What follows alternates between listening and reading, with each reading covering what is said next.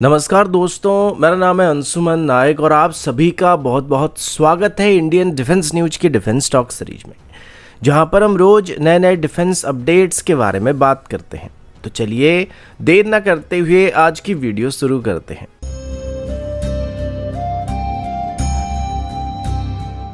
आज की पहली अपडेट एरो इंजन की तरफ से, और अभी हम हमारी एरो इंजन डेवलपमेंट प्रोग्राम में डिले होने के पीछे मौजूद कुछ कारणों के बारे में बात करने वाले हैं।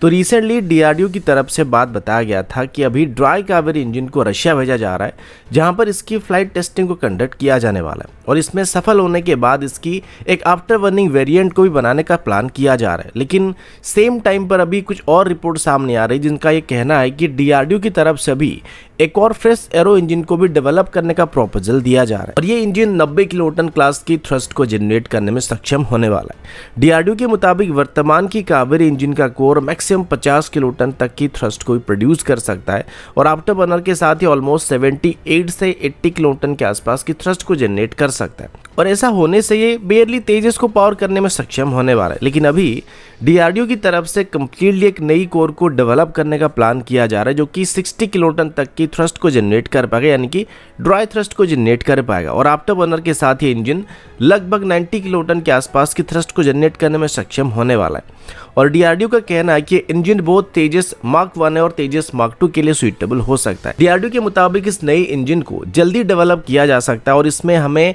सफलता मिलने की चांसेस काफी ज्यादा होने वाली, क्योंकि ड्राई कावेरी इंजन की सक्सेस के बाद हमारे पास एरो इंजन को डेवलप करने का एक बेस तैयार हो चुका है और बेसिक नॉलेज हमारे पास पहले से ही मौजूद है। लेकिन अभी इसके लिए फंड की जरूरत पड़ने वाली और एक और नए इंजन को डेवलप करने में मिनिमम 10 साल का वक्त यहाँ पे लगने वाला है। लेकिन प्रॉब्लम यह है कि अगर एक 90 किलोटन क्लास की इंजन को डेवलप किया जाता है तो ये तेजस मार्क 1 के लिए तो सफिशिएंट थ्रस्ट को जनरेट कर पाएगा, लेकिन तेजस मार्क 2 के लिए सफिशिएंट नहीं होने वाला है, क्योंकि टेक्निकली तेजस मार्क 2 में एक 110 किलोटन क्लास के इंजन का इस्तेमाल करने का प्लान किया गया था और सेम स्टैंडर्ड की इंजन ना होने की वजह से टेम्परेरी बेसिस पर इसमें जनरल इलेक्ट्रिक की 4N4 सीरीज के इंजन का इस्तेमाल करने का फैसला किया गया था, जो कि लगभग 98 किलोटन की थ्रस्ट को जनरेट करने वाला है। तो यहाँ पर अगर एग्जिस्टिंग कावेरी इंजन से तेजस मार्क 1 की रिक्वायरमेंट को पूरा किया जा सकता है, यानी कि वर्तमान जो कावेरी इंजन हम डेवलप कर रहे हैं उससे अगर हम 78 से 80 किलोटन की थ्रस्ट को जनरेट करते हैं और उसको हम तेजस मार्क 1 में इस्तेमाल कर पाते हैं और ये तेजस मार्क 1 की रिक्वायरमेंट को पूरा कर पाता है, तो हमको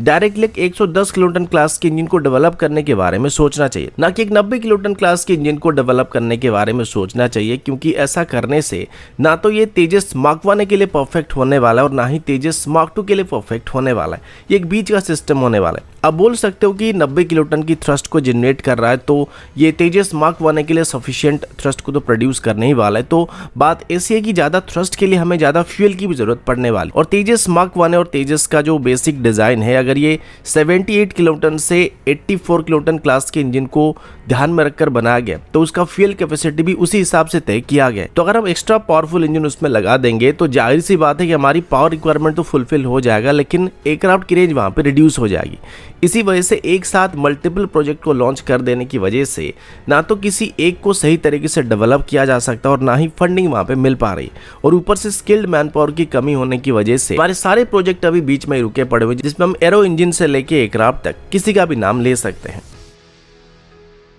अगला अपडेट हिंदुस्तान एरोनॉटिक्स लिमिटेड यानी कि HAL की तरफ से। हाल ही में ही सुनने को मिला है कि काफी सारी कंट्रीज ने HAL से AL31F सीरीज की इंजन की स्पेयर पार्ट्स के लिए इंक्वायरी शुरू कर दिया है। ये वही इंजन है जो SU-30 फैमिली के एयरक्राफ्ट में इस्तेमाल होता है, पर अब सवाल उठता है कि इंटरेस्ट इतना ज़्यादा क्यों बढ़ रहा है। AL31F सीरीज के जो इंजन है वो रशिया के उल्फा इंजन इंडस्ट्रियल एसोसिएशन यानी कि UMPO के द्वारा डेवलप किया गया था और SU-30M के जैसे इंडियन वेरिएंट्स और SU-30 की बाकी एक्सपोर्ट वेरिएंट्स में इसका इस्तेमाल किया जाता है। लेकिन अभी इस इंजन की स्पेयर पार्ट की सप्लाई टाइम पर नहीं मिल पा रही है, जिस वजह से SU-30 जेट्स को ऑपरेट करने वाले कंट्रीज अपने फ्लीट की रेडीनेस को मेंटेन करने में चैलेंजेस को फेस कर रहे हैं। इसका मेजर कारण रशिया और यूक्रेन के बीच चल रही लड़ाई है और इसके बाद रशिया पर लगाए गए सैंक्शन की वजह से भी उसके साथ कोई मेजर डील कर पाना मुश्किल बन चुका है, जिस वजह से जिनको स्पेयर पार्ट चाहिए वो इतनी आसानी से रशिया के साथ डील को नहीं कर पा रहे और इसी वजह से डिमांड काफी बढ़ रहा है। तो इसी डिमांड को देखते हुए HAL एक अल्टरनेटिव सप्लायर के रूप में सामने आ रहा है।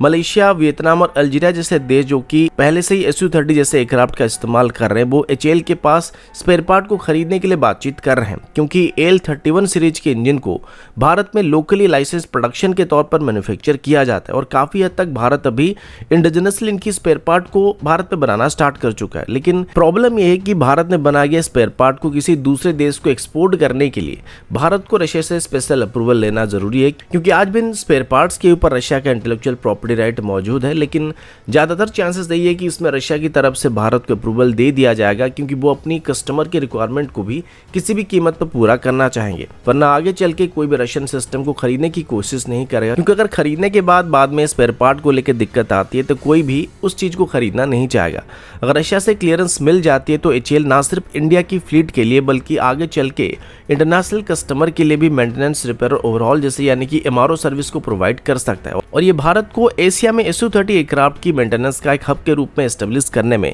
एक शानदार मौका बन सकता है।